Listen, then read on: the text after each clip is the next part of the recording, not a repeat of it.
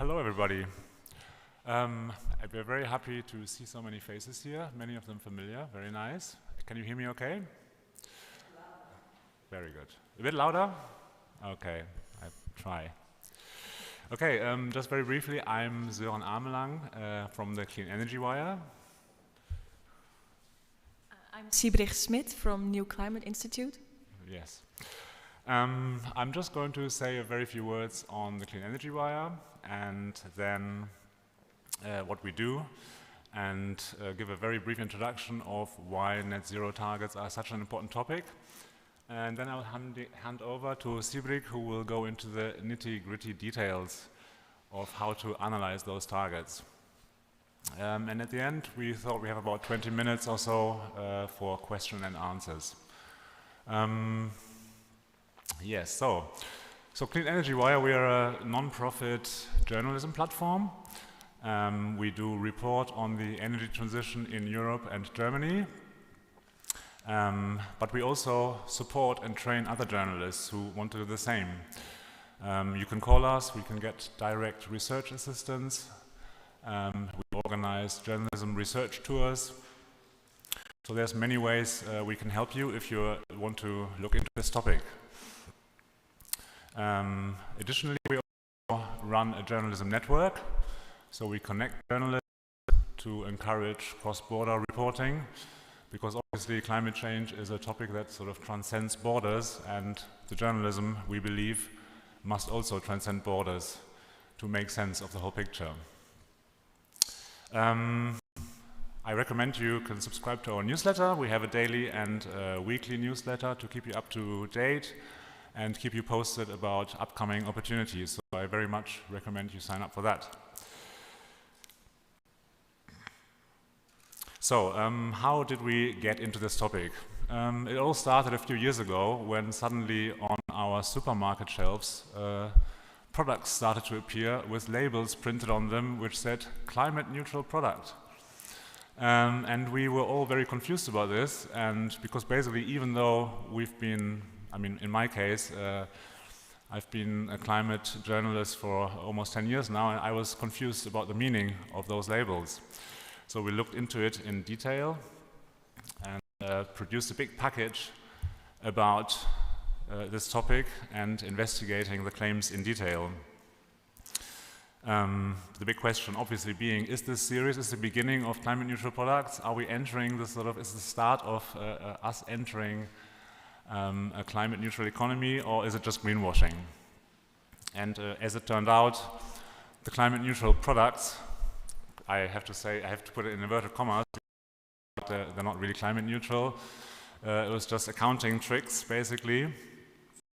So, yeah, and some of the most outrageous, I just want to show you one example, which I find very funny, because at the time, companies really made quite outrageous claims. In this case here, you can drive your car climate neutral. Well, it doesn't work, obviously. But I mean, these claims like these, really the whole field has moved on very rapidly, because claims like this have already been banned in many jurisdictions. And now what we look at, basically, I mean, we found out there are no climate neutral products yet, but obviously we need to look at companies' claims to become climate neutral at some point. Because as you all know, the European Union as a whole wants to become climate neutral by 2050, Germany even 2045, and that means that basically in the long run, more or less all big companies need to become climate neutral. Because when it comes down to it, creating a climate neutral economy requires businesses to implement these targets. And obviously, if we are to reach those targets, we need serious ambition from companies, not just greenwashing. And this is exactly where our responsibility as journalism comes in, because so far these claims are largely unregulated. So it's in many cases down to us journalists to look at those claims, question them, and point out holes, and if need be, expose greenwashing. Because I just want to quote the UN Secretary General Antonio Guterres. He said, we must have zero tolerance for net zero greenwashing. So policymakers are aware of the dangers to avoid exactly this, because lots of companies have ambitious claims. They say they want to become climate neutral very soon, but in fact they sweeping lots of problematic emissions under the carpet. So this will not get us very far.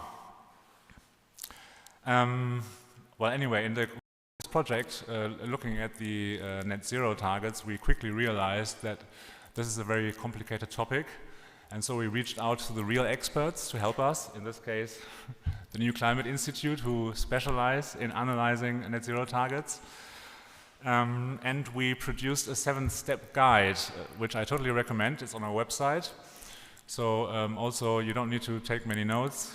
Just go to the website. Most of what we say you will find in this fact sheet, which really makes it as easy as possible to get an entry point into looking at these net zero targets.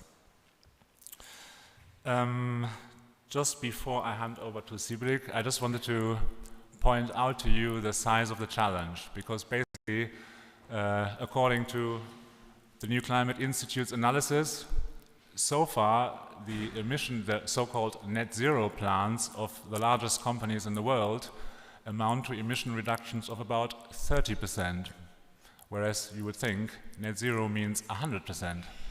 So basically, the existing plans only get us a third of the way. So a lot of work is needed, a lot of scrutiny of those targets is needed, and this is where you come in as journalists, and we hope to give you a helping hand. Well, and this is where I hand over to Sybrig. Let me just unplug my computer.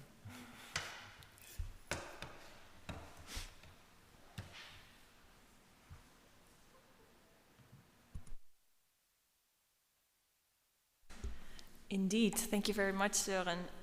So I will hopefully help you a little bit on the way on how to report on corporate net zero targets. Obviously, I am not a journalist. I'm a climate policy analyst. That's my title, so to say. So I spend my days digging through sustainability reports. That's what I do, 40 hours a week. NewClimate Institute, that's what I work for. We are a non-profit think tank. We are based in Germany. Our core focus is international climate policy, and what we really try to do is connect climate science with decision making. We're very happy that we have over 20 nationalities in our team. This is a brief overview of the core topics, so mitigation targets, policies and actions, sustainable development, energy transition, etc. And today I think the most important ones are the mitigation targets and the carbon markets. I will touch a little bit on that. We have a few flagship projects that I think might be useful or already known to you guys. Climate Action Tracker, where we track the targets and measures of countries and their policies. So are we on track for reaching the global temperature goals? Systems Change Lab, also a tracking exercise where we track sectors. How is the transport sector doing? How's the building sector doing? Agriculture, etc. What is needed and how far along are we? Then there's the clean and affordable energy for Southeast Asia. This is really about implementing renewable energy projects in the region in collaboration with local experts. And today's focus, the Corporate Climate Responsibility Monitor. We just last week published the 3rd iteration of this monitor. I will get into more detail. And also the Net Zero Tracker will also explain a little bit more on that. So first, the Corporate Climate Responsibility Monitor. We assessed the corporate climate strategies. And now the 3rd iteration, as published last week, we dove into the 51 global companies, and we presented 20 case studies and updated 31 our previous analyses. So yeah, I see lots of phones already, hopefully scanning the QR code. This brings you to the report. These 51 companies account for 12% of global emissions, so that's really quite significant. The global emissions come from these companies. We take a look at the tracking and disclosure of emissions. if they set specific and substantiated targets, how they plan to reduce their emissions, they go into climate emissions and offsetting. So these are the 4 questions that we look at. This is an overview of all the companies that we've looked at so far. You probably recognize them because they are really the big players in the economy. They are all required to take climate action. They influence governmental policy. So what we've seen is that these companies often get a seat at the table to define the policies and also shape the standards. So these companies are the biggest and they lead and we see how to do this analysis to answer the questions. Are today's approaches to governing corporate climate action working? Spoiler alert, not so much. So this is a core result of our last week's publication. I won't go into too much detail, but what we see here is the emission reduction commitments under net zero targets. So Sören mentioned already, a net zero target itself doesn't say so much. It's really important that a company sets an emission reduction target alongside their net zero target. Otherwise, it can mean anything. So we see here on the right-hand side that quite a few companies are committing to around 90% emission reductions. So we're quite happy with that. That's quite significant. But also still quite a few on the left-hand side do not say what they mean with the net zero target or are just way too insignificant. When we look at 2030, which is in board, this 10%.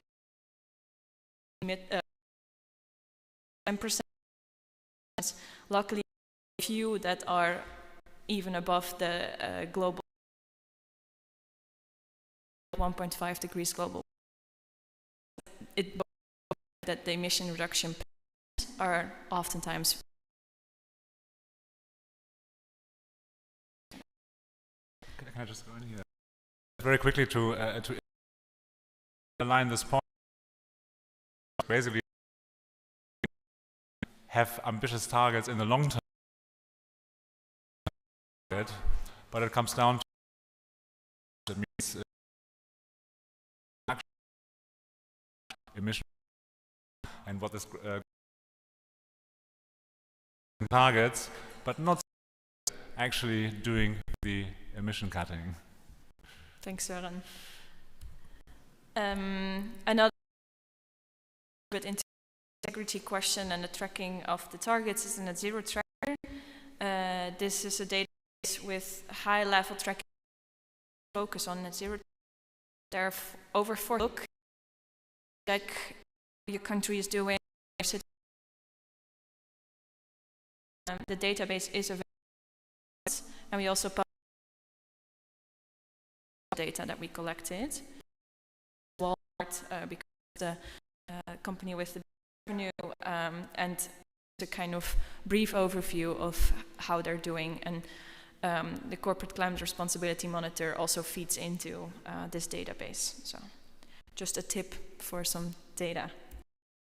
And in the room covered quite a bit of headlines over the and we the information from the sustainability reports and then also understand it and can actually make the audience. So thanks a lot. How to get there, how to get to such a piece, and that's what I want to talk a little bit about. Key points of the 7 steps: where and how to start, what are the key elements of a net zero target to look out for, what are the most, some of the most prominent issues undermining climate strategies, and how to best navigate conflict in information. And this is what I said this morning to Sören at the breakfast table. Companies make it complicated on purpose, because if it were easy to understand, there would be no greenwashing anymore. So bear with me, it's a complicated technical story, but I hope I can lead you the way a little bit. So we developed indeed with Clean Energy together these 7 steps of a company net zero target analysis. So first you're gonna check how are emissions covered and disclosed. Then what targets does the company have and what measures to target these emissions. Where and how to start. Of course, it's a lot of information, and no worries, I will go back through these steps one by one, so no worries about that. But if you start with analysis, how do you start? So open and save relevant documents. Maybe this is a no-brainer, but we've seen multiple cases of after we published, literally an hour after our publication, the reports online changed details. So always save the documents because these companies know what they're after or what you're up to. Create an overview of the climate targets and strategy. Also, this is maybe a bit of a no-brainer, but it happened to me multiple times that I only saw kind of what it actually meant after I put everything in an Excel document and did the math myself. Create that overview, otherwise you're gonna be confused all the time. And then also create an overview of what literature or science says about the sector. It's more up to me than up to you, but there are quite some good publications out there. Can recommend the IPCC or the International Energy Agency that quite clearly explain what a sector needs to go through. And also in the Climate Institute, we try to make this in kind of an understandable overview. If you want to understand the IPCC a little bit better or have very direct questions, even AI here helps you a little bit. chatclimate.ai, where you can ask questions. What does the IPCC say about agricultural emissions in 2050, for example, and it will give you a summary of what's been said in the IPCC over the last few years. Then, of course, compare the targets and measures to the literature that you collected. Anyways, I will try to fall back on these points during the rest of the presentation. First of all, does the company publish complete data of all of its emissions? So if you have a company that has emissions, no worries, it will come back a few times. Quick photo. If a company has a factory which emits some emissions, it comes from their own chimneys. That's what we call scope 1. Then this factory also requires electricity, which is oftentimes generated elsewhere. This is what the emissions related to this electricity generation is what we call scope 2 emissions. Then this factory, if it's, for example, a car manufacturer, it needs steel for its cars. So that's the emissions related to this steel is what we call scope 3 upstream emissions. And then when the cars are done and they go on the road, they also emit emissions when you drive your cars, if it's not EVs, of course. And that's scope 3 downstream emissions. So we expect that the company reports on all of these emissions in a clear and accessible way. Oftentimes this is not the case, right? So I think scope 1 and scope 2 are quite common information and quite common practice to properly report, but scope 3 upstream and scope downstream, it still it really depends on the company if it's clear information. Yes? Just to underline this point, I wanted to give you the brief example of VW. I'm not sure you're going to mention that, or I will just say. A few years ago, VW came out with a press release. I don't remember the exact wording, but basically they were saying Volkswagen is going net zero. And as it turned out, they were only referring to their scope 1 and scope 2 emissions and leaving out the rest. And in the case of Volkswagen, those were 2% of emissions. So they had a very ambitious sounding plan, which only covered 2% of Volkswagen's emissions, because basically, you can imagine the main emissions of a company like Volkswagen is making the cars, getting the raw materials, getting the steel, and especially afterwards, use of products. So basically all the petrol that VW cars use when they drive around. Yeah, so always check if a company's disclosure is consistent between various documents. I also mentioned here the CDP disclosure, which is quite an interesting source if you really want to dive into a company. CDP was formerly known as the Carbon Disclosure Project. With one email address, you can download 20 disclosures for free. You can connect the dots there, how you can download more disclosures yourself. Check if scope 3 emissions are completely disclosed and fully cover a company's business activities. So that's what Sören referred to, like it needs to include those car emissions. And be careful of figures and graphs without axes. They keep confusing myself. It looks way better. And if you then actually put it into some numbers yourself, you actually see what it means. This is an example of Nestlé, including the sources at the top.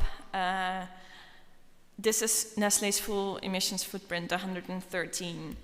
And then they describe what is covered by their net zero target, 92 megatons of CO2 equivalents. And then they publish the sustainability reports, where again different numbers are shown. And even the absolute CO2 reductions broken down into numbers. Don't know what that means. And then you have those previous years, but again in different scopes and different coverage. This is just to show one company has 4 different ways of showing their emissions footprint, so it can be very, very confusing. It takes us sometimes a few days to get to the bottom of this.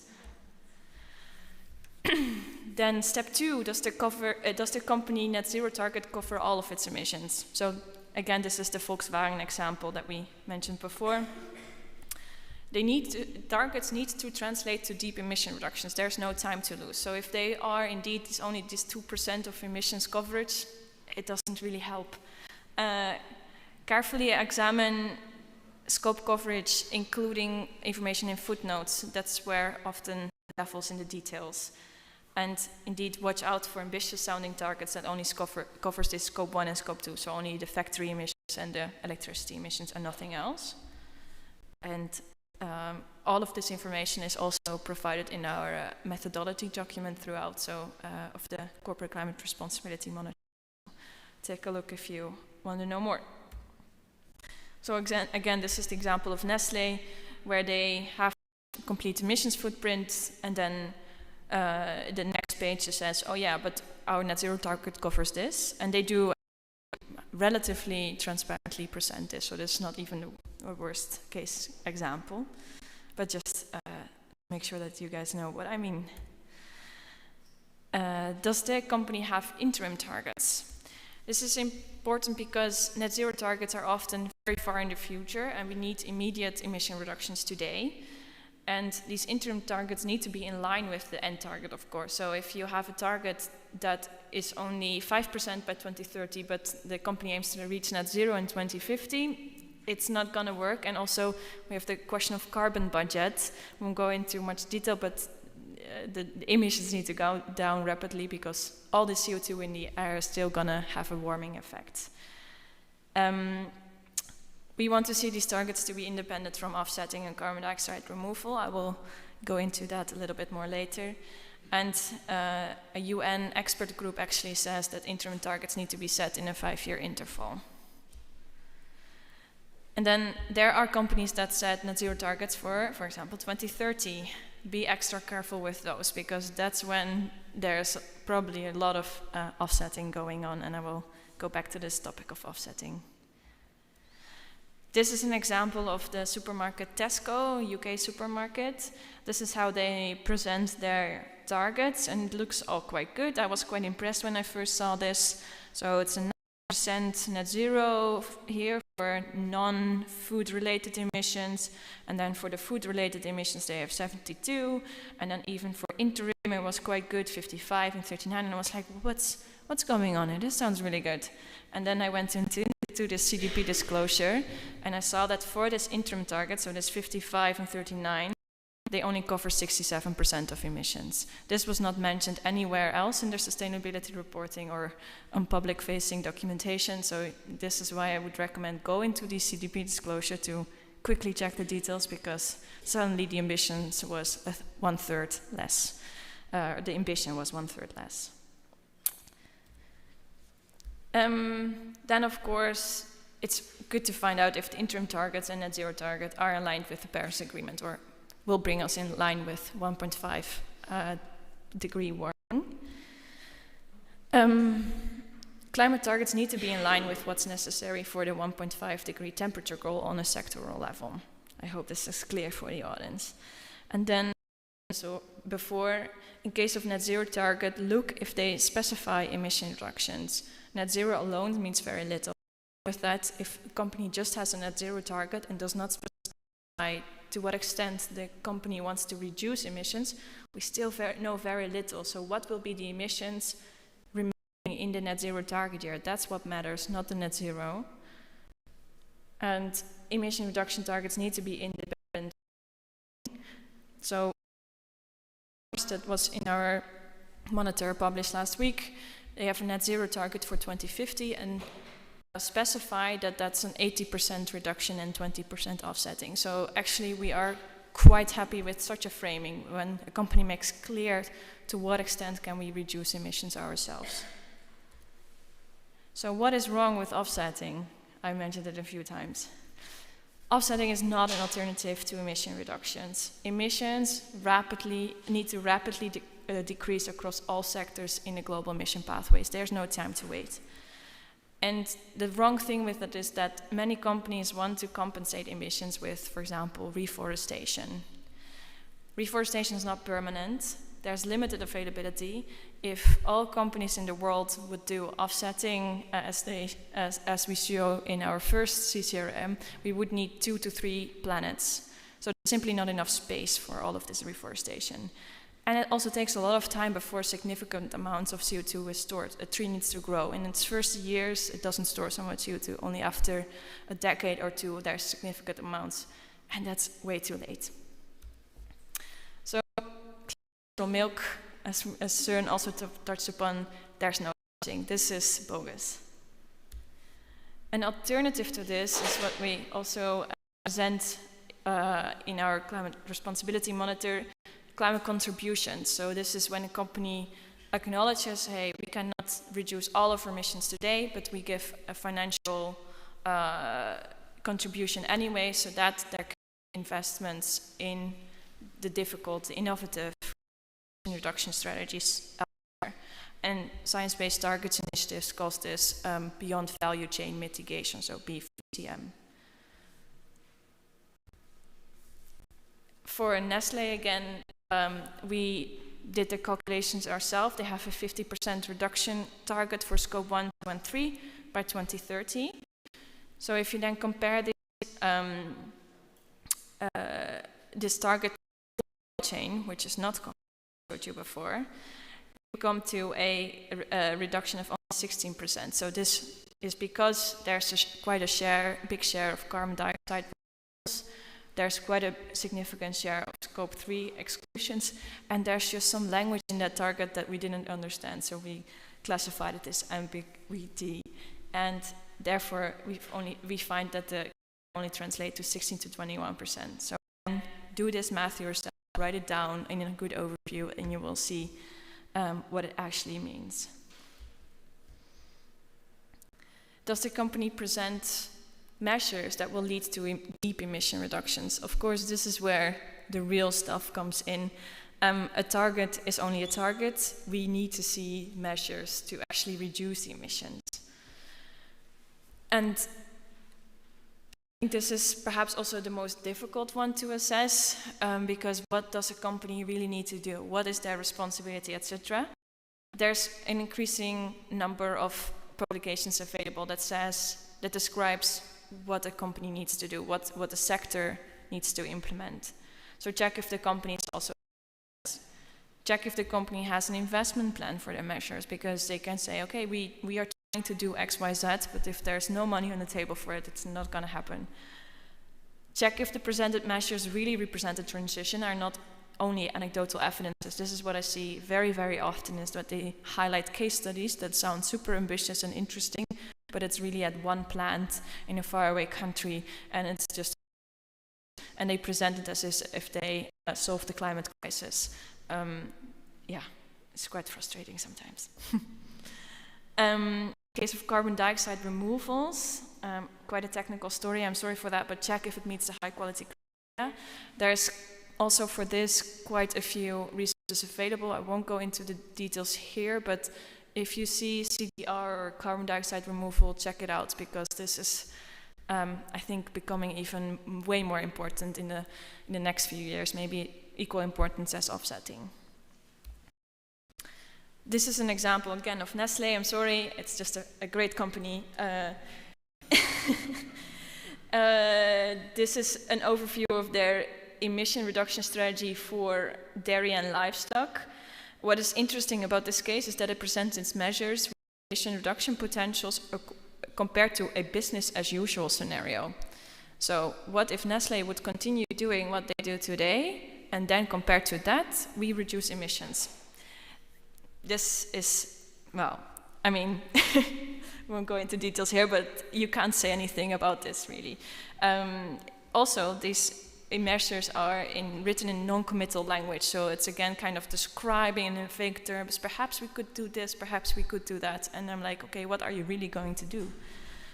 And here, an interesting case also that they mix emission reductions with emission removal. So Nestlé obviously is a food company, so they have lots of land, and core of their strategy is to plant trees on their land, on the land that they own.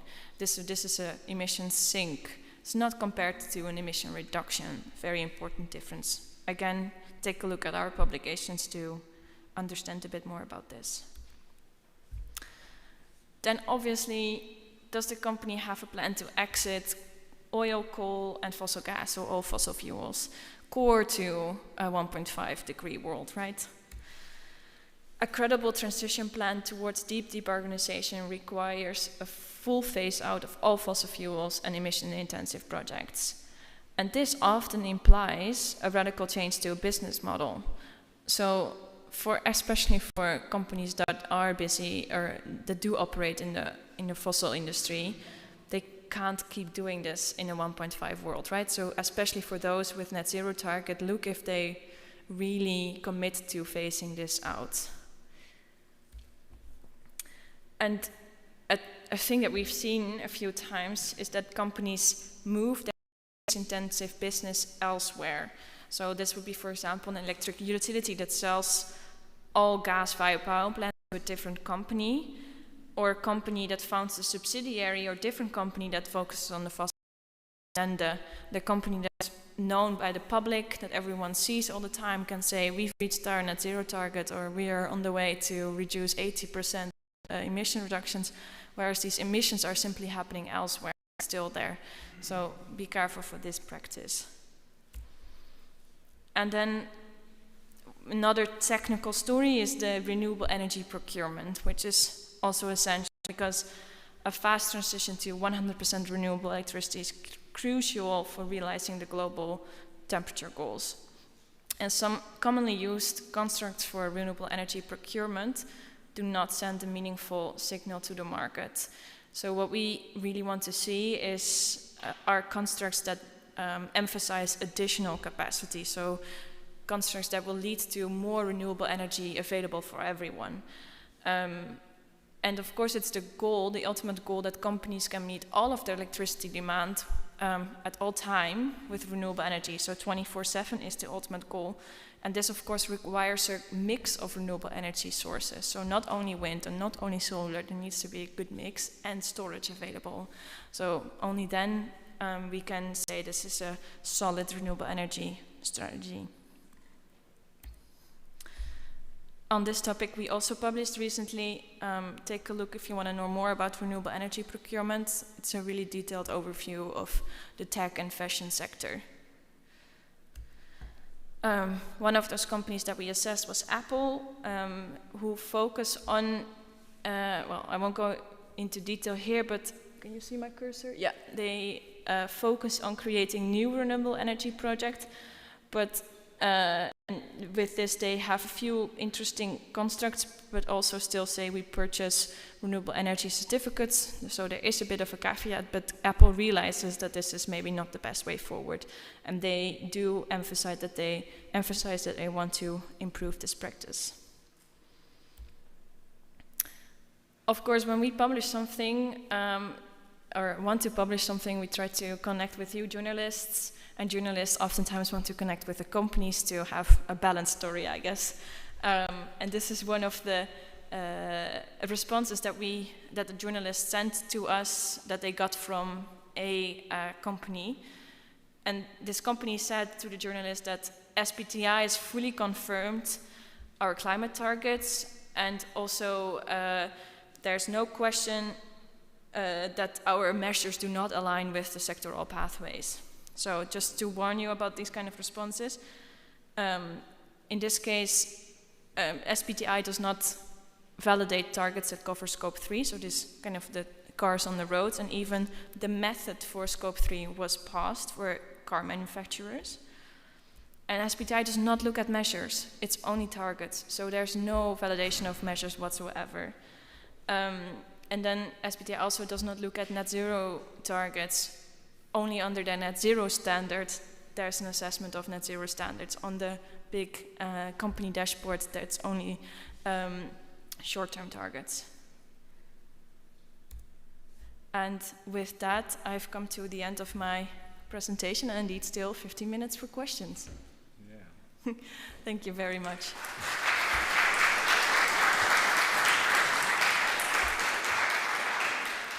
Well, Sybrig, thank you very much. Before I,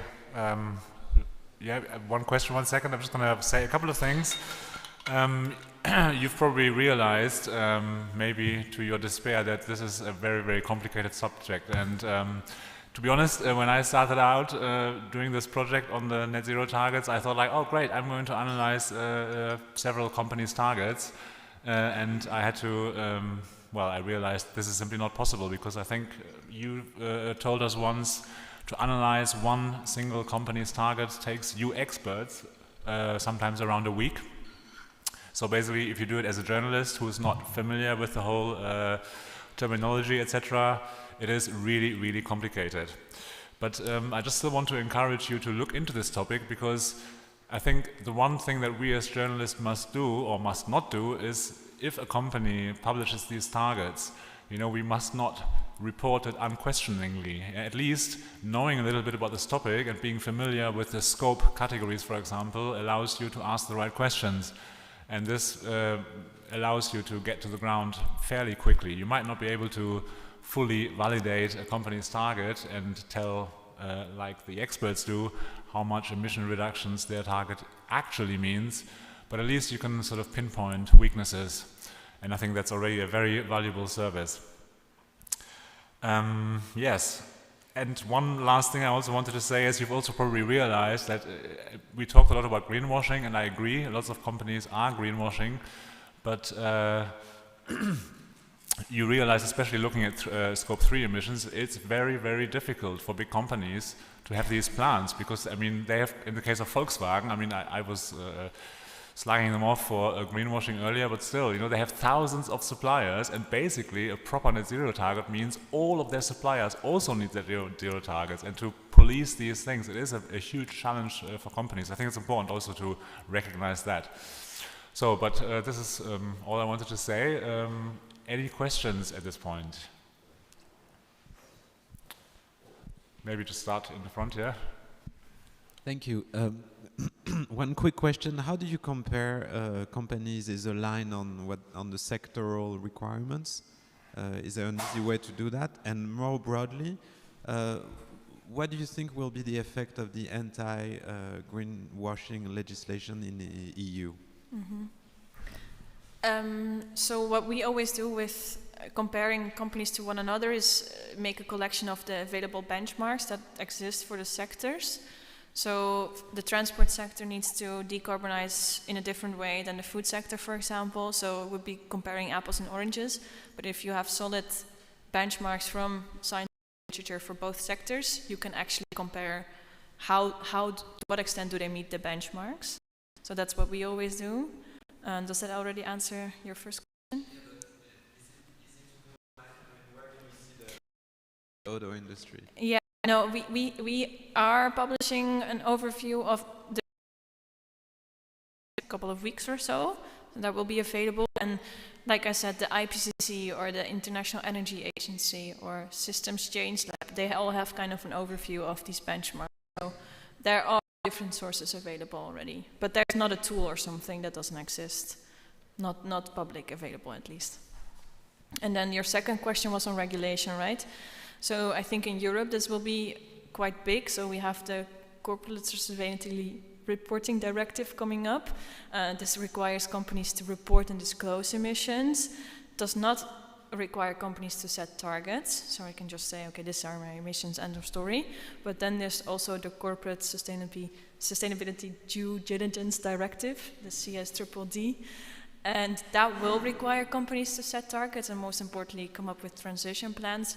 But this law has not been accepted yet. Time's ticking before the EU regulation. I'm a little bit nervous if it's coming through, but this would actually be quite a game changer, so especially for European companies and companies that have a lot of business in Europe. So yeah, this would be good. And there's also a few regulations coming up in the United States, but also these have all kind of been delayed and postponed, etc. So it's a slow-moving field. Yeah.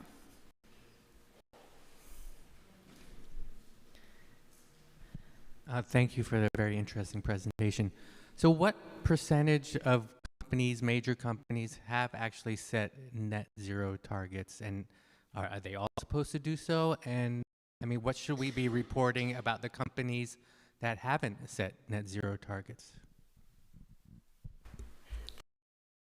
I should know this. That's actually part of the net zero track that's available there, that information, but I think, yeah, I will be wildly guessing, so I can't answer that now. They are not required to set net zero targets, no, not yet at least. And actually, I think for transparency and tracking of these companies, if they're actually doing what they promise, it's way more useful if they set an ambitious emission reduction target. So instead of net zero targets, say we reduce emissions by 80% or 90% by 2050. This is way more useful information for the public. I just want to also, it's a very good question. I also actually wanted to mention this point because I think on the one hand, it's very, very important for us to think. Yeah, I mean, what about the companies who don't even try? You don't even pretend to be green, you know? I mean, we can't leave them in peace as well. So it's a tricky issue, you know? I think we need both, but it's good you point that out. Thank you. Hey, thanks very much for this. It's been beautiful. I want to know, have interacted with the people writing these reports, writing this in the companies, and if you can tell me anything about like generally their motivations, I'm sure like it will. These people got very mixed responses, but obviously I study environmental sciences, and they also companies most mission to change. So sometimes they are a bit angry with us. They say you understood it completely in the wrong way, but more often than not, we get quite positive responses from them. They say thank you for this analysis. It will help us to make it better, to pressure the management. It's quite positive response, motivating. Yeah, but do not have. I want to say a couple of words.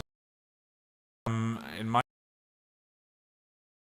also, it's very. We often look at companies at these sort of blocks, these sort of I don't know, as if they're a single unit. But I mean, it's very important to realize that within companies, very, very diverging views. And I think lots of the people I spoke to anyway, I think they also have kids. They also know situations. They know exactly they're climate experts, and they want change. But it's very difficult for them to actually push for change in huge organizations because there are so many conflicting interests, which also is a bit of a danger because often if you speak to the climate expert of a company, you think, oh, they're really serious about it. But then the question is always, well, how important is that person's view within the company? It's a tricky issue. Yeah, that's why I think our obligations, both from a journalistic perspective, but also from our scientific research, it really helps them to make that point in the company. So keep on doing the good job. Yes, thank you. What I would like to know is, I mean, these are big companies with a lot of manpower, and they get these false or misleading public documents. Isn't there anything that holds them accountable for publishing, I don't know, right documents and not these misleading ones? So isn't there anything that could prevent those ones? So far, not so much, but with the CSRD, it's going to change. So this is subject to, this needs to be accurately checked before publication. So there are quite strict rules in there, so that's going to change. And I think later today, there's also a session on litigation in this field of greenwashing. That's another avenue that, advocacy groups are undertaking to say, yeah, you said this, and show us how you're going to get there, etc. So that's another route, yeah. Yeah, very quick.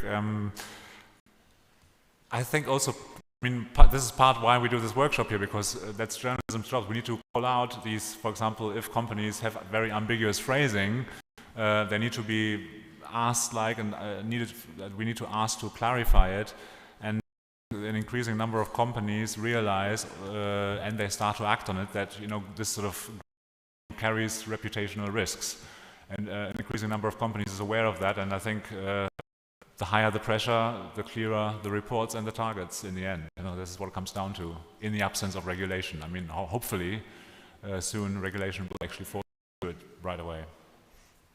Hi, thank you very much for your presentation. My first question is very easy. These slides, are they going to be published in any, on your website somehow, or is it possible to, just in case it's not? At least the shorter version is already available on Clean Energy Wire's website. That should be there. Yeah. NewClimate Institute, right? Clean Energy Wire. Clean Energy Wire, so okay. Up here. And the second question is, did you come across in your experience, according to the criteria you chose for choosing this panel of companies in your study, did you come across some companies that had and showed real ambition with all the difficulty? Because I want to think there are companies that actually put in place strategies or some kind of implementation to be able to respect these. So, generally speaking, apart from the usual narratives, the multinational that want to hide numbers, but did you come across some of them and that were virtuous examples? Mm-hmm.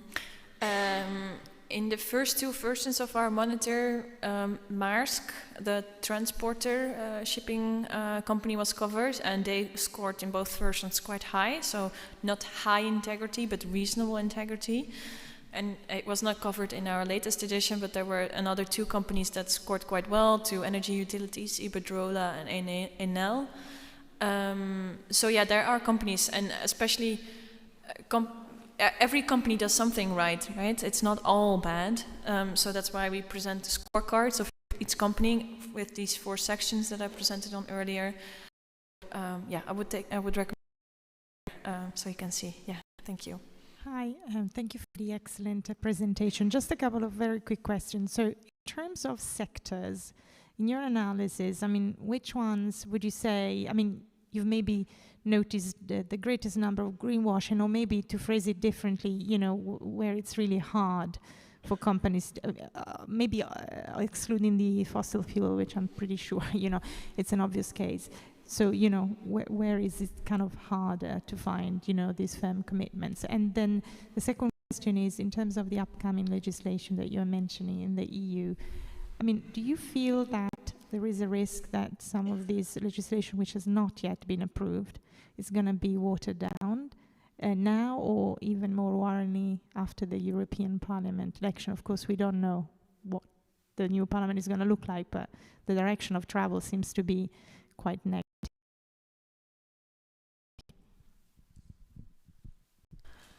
Yeah, my response to the first question would be define greenwashing. What do you see? But what we find quite interesting in the latest edition is that in the fashion sector, the targets are very ambitious, but the measures implemented are very minimal. So the implementation gap, as we call it, is the biggest in the fashion sector. And I think in general, consumer-facing sectors, so the fashion sector, the food and agriculture sector, I think these are the ones where greenwashing is most likely to happen because they want to lure consumers in, so to say. And then on your second question, I see the risk for sure, but I can't tell the future, of course, so it's we have to wait and see, I think. Okay, I have two questions.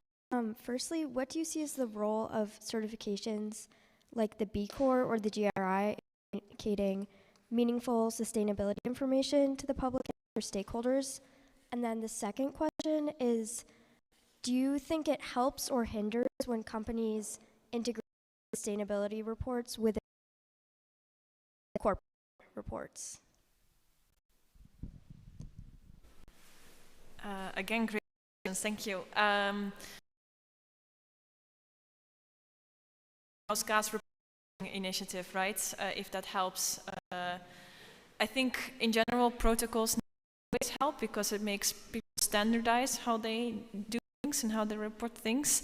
But there are still shortcomings of these initiatives. But of course, you need to start somewhere. So they are definitely helpful. And it makes us also use them as a benchmark. So there's also the greenhouse gas protocol, also not ideal, but it's kind of a good start. So they're helpful that way.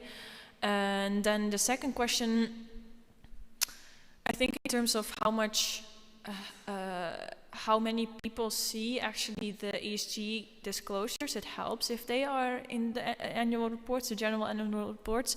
But I find that in general, if they are sustainability reports, there's a lot more detail and it's less investor oriented. So it's more oriented towards people like us who actually want to know what's really happening and not like investors who want to just set a green tick somewhere. So yeah, it has pros and cons, I think. So I think, sadly, time is up. If you have any further questions, feel free to approach us right after this panel. We're going to stick around for a few minutes here. It was a pleasure to have you here. I hope you can enjoy the festival. And, well, thanks for coming.